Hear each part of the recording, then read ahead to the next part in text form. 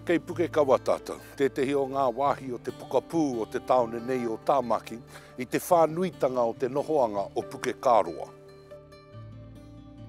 Kua roa I roto I ngā rautau a Waikato-Tainui e noho mai ana I tēnei pito o te whenua.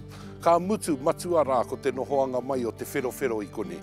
Ko iai poupou a mai ai I ngā whakairo e te poe ama e tonga mahuta mai ngā moko puna te wherowhero. Hei tohu whakamaharatanga I tana kāinga noho. I Koinei ka puta tana koorero kia tūpato ki te takahi I te remu o taku kahu. Nā te mea ko ia tēnei te noho mai hei whakamarumaru mo ngā iwi o Taamaki Makaurau I tōna tīmatatanga pū. Ka rima tau pea tana noho mai I Koinei me tana iwi, a ka mutu nāna a te rauparahai whakamarumaru I Koinei, nāna te tini o ngā iwi I whāngai I a rātau e haere mai ana ki roto o Taamaki Makaurau.